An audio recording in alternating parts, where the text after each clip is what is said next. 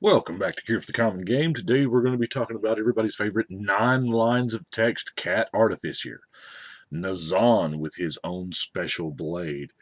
Now, he's a 5/4 for 6 mana. That's not incredibly impressive, but he does go get his hammer, which is like a 4 mana, you know, so that's the thing.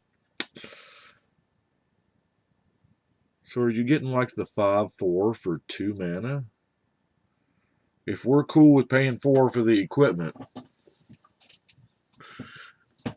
if you reveal the equipment, it goes straight on the battlefield. You still got to equip it, which is another 4.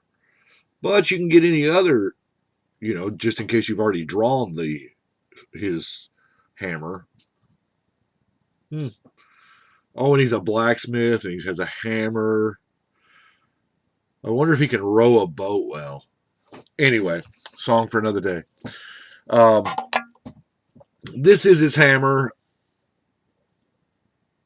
I like the hammer more than I like him, as a matter of fact, simply because you may attach it to a creature you control when it comes into play. All equipment. So does make him indestructible. What does that make him, a 7/4? Because you're going to equip this to him. Let's face it. It's just going to happen. So that's pretty much the part of the deck that they gave us. So kind of went from there. I did a little bit of equip stuff. Not a whole lot because already done that, But it's not what I would call a serious equip deck. Sword of the Animist is just good stuff anyway. Heirloom Blades, I do have a few cats. Now that I think about it, I probably could have gone with the blacksmith theme. That would have been cool. Maybe some like a tribal blacksmith and had forges and anvils and idea for another deck. But anyway, it's this is that's all the equipment I've got in the deck. Now, guys, to hold the equipment, what I did here is, there's a certain amount of he's a cat. We won't, cats and whatnot. So I did a few of it, but not like tribal or anything.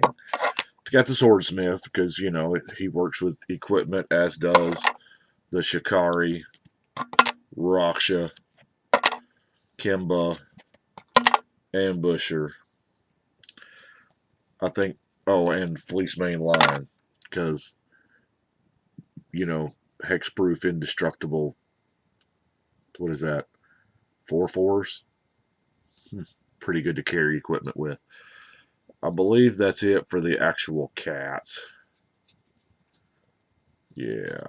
Okay. The rest of these are just, I don't know, pet creatures.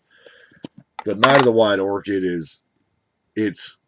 could almost be considered ramp as well, because you're just about not going to play it unless you do get the planes out of it. So, Wilt Leaf Cavaliers, 3 mana, 3/4 vigilant.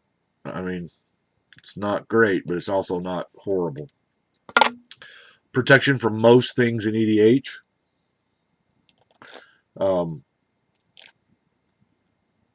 Great to carry equipment with. The Hedge Troll regenerates, and I kind of like that it is a 3 mana 3/3. The Visionary is all kinds of utility because they're not blocking him anyway, and he's getting in there. So if you've got to deal combat damage, I mean, he's your guy to nuke their enchantments or to strap him up. Dauntless Escort is going to let you come back from that wrath. Quagnoth is one. I mean, split second Shroud. Effectively, you can't discard it. 6 mana is a little steep for a 4/5, but you know what? I've been looking to slot this guy in a deck, and I like him. The Smiter, here again, 3 mana 4/4, can't be countered. Gatekeeper negates all haste ever.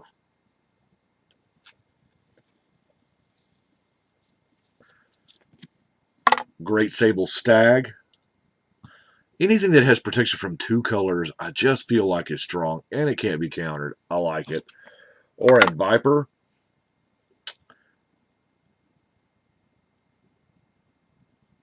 Suedo Death Touch. For the life of me, I don't understand why the reprint they didn't actually label it Death Touch. I'm sure there's something there I'm missing. Brooding Sauron. Because people love to steal stuff. I mean, I know, I'm one of them. And non-token permanents. So my Merit Lage is screwed, I guess. Now, Seraph is an angel, essentially an angel looking for a deck. This is from way back. The original printing was an Ice Age. But I don't know why. I guess I stumbled across this printing first in 5th edition. But essentially, she's an angel that keeps what you kill. She's the vampire angel.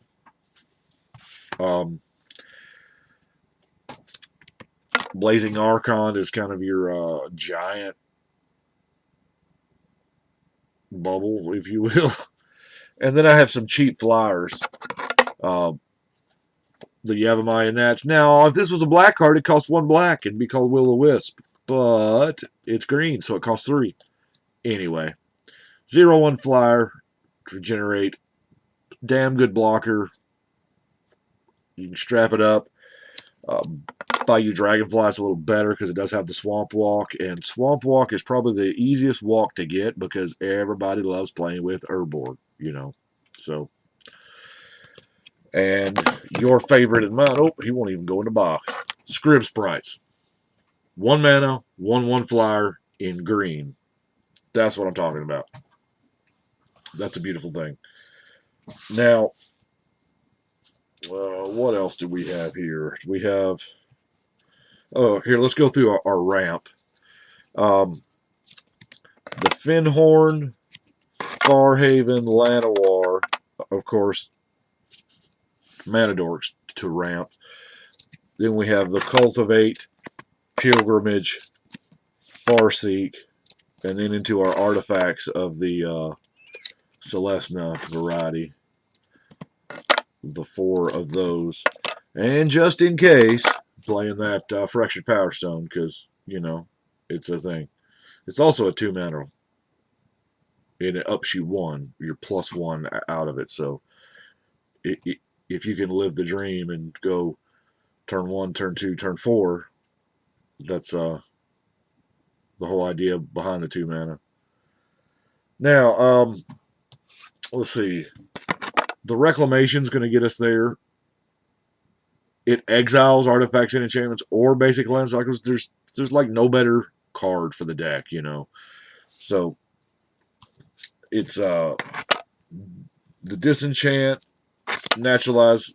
It's like I'm worried about artifacts or enchantments or something. And then leave no trace. Now leave no trace. See if I can clear this joker up a little bit because this is so awesome that I mean a lot of times there's that white enchantments, green enchantments, and black enchantments tend to be the ones that screw us up the most. Now, granted, you know, if somebody's got that Omniscience out, it's the target. But Love Radiance, it was considered a failure, so they probably won't do it again, at least that way. Beast Within, the removal that shouldn't exist either. Celestina Charm, cast out. Oh, I have another cat. There's a cat buried down here. The Shikari. My bad. Collective Blessing. I mean, it's hard to push the air out of these things. It's hard not to play with Collective Blessing in a green-white creature-based deck. But, man, I mean, yeah, 6 mana, but permanent giant growth on your team seems good. Tablet of the Guilds, slot filler, and, you know, got to use these cards somewhere, right? Armadillo Cloak. Now, Shield of the Oversoul or Armadillo Cloak, or hell, both. Shield of the Oversoul on your general is just Nazahn on crack. I'm telling you, he indestructible flying and all that pluses, and his hammer and just goes. Now, Aura Shards, there again, sorry, you know my Commander 1 story. Aura Shards, enchantment, when it comes in, or when a creature enters the battlefield under your control, you may naturalize. So, it does not say cast, it says comes into play under your control, so it works with all the cool token stuff. And it's one of the better Celestina cards. I mean, it attaches the naturalized text to all your creatures. So, some good. And the last card I have is Hymn of Rebirth. Now, it's that resurrection with one more green mana, as my buddy Don taught me. You get to pick of any graveyard. So, it's a very black thing now, but I like that it exists in the way back machine. Anyway, I do appreciate you watching. Y'all let me know what you think. I've still got to build the. I think this makes 8 of the new commanders, if I'm not mistaken, because I'm looking at 8 boxes in front of me that are the ones that are left. It's going to take me some time. I may stray off onto other decks until I can get motivated.